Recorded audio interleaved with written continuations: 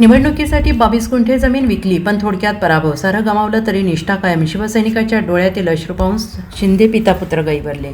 शेती पुन्हा मिळवून दिली. सध्या राजकारण म्हटलं तर एकतर कुटुंबियांची राजकीय पार्श्वभूमी हवी किंवा किमान आर्थिक भक्कम बाजू हवी, असं सर्वसाधारण समज दृढ होतानाचं चित्र आहे. तर दुसरीकडे एका पक्षात अपेक्षित संधी मिळत असली तरी लगेच दुसरा पर्याय शोधत पक्षांतराच्याही घटना सर्रास घडताना बघायला मिळत आहेत.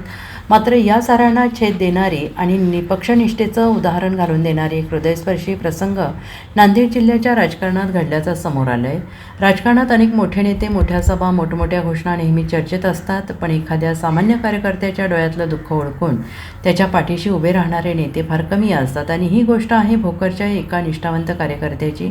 माधव वडगावकर असे या शिवसैनिकाचं नाव असून माधव वडगावकर हे शिवसेना शिंदे गटाच्या तालुका प्रमुख पदावर कार्यरत आहेत. अनेक वर्षापासून ते पक्षाचं काम करत आहेत. दरम्यान त्यांनी नुकताच पार पडलेल्या नगर परिषदेच्या निवडणुकीत प्रभाग क्रमांक 2मधून आपल्या पत्नीला निवडणुकीच्या रिंगणात उतरवलं होतं. यासाठी त्यांनी स्वतःची 22 गुंठे जमीन विकली. शेती विकून आलेले पैसे निवडणुकीत खर्च केले, पण त्यांच्या पत्नीचा थोडक्यात पराभव झाला. निवडणुकीसाठी होतं नव्हतं ते पणाला लावलं. 22 गुंठे जमीन विकली, मात्र विजयाचा गुलाल काही लागला नाही. असं असताना देखील या कार्यकर्त्याने पक्षासोबत असलेली निष्ठा काही सोडली नाही. उलट रस्त्यावर येऊन पक्षाचं काम करणं सुरू ठेवलं. मात्र ही बाब जेव्हा उपमुख्यमंत्री एकनाथ शिंदे आणि खासदार श्रीकांत शिंदे यांना समजली, तेव्हा त्यांनी माधव वडगावकरला मदतीचा हात देत मोठा दिलासा दिला. पत्नीच्या विजयासाठी निवडणुकीत विकलेली शेतजमीन परत मिळवून दिली. जमीन परत मिळतात त्या कार्यकर्त्याला गही भरून आलं आणि त्याच्या अश्रूचा बांध फुटला. त्यासाठी मी शेती गहाण ठेवली होती. मी त्यानंतर इलेक्शनमध्ये माझा पत्नीचा निसटता पराभव झाला आणि आढावा बैठकीमध्ये ज्यावेळेस 13 तारखेला श्रीकांत शिंदे साहेब नांदेडला आले होते, त्यावेळेस त्यांना ही बाब समजली की आपल्या एका कार्यकर्त्यांनी शेती विकली आणि शिंदे साहेब असो का एकनाथ शिंदे साहेब असो, ह्यांची शेतीची नावं दिलेली आहे.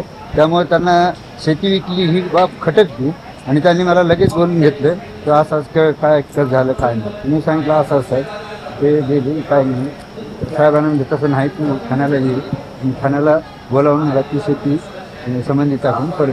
किती एकर शेती, किती शेती, किती पैसे मिळाले? 22 गुंठी शेती होती ती शेती. ती आता किमतीचं काही नाही, पण त्यांनी परत घेऊन दिली. सगळ्यात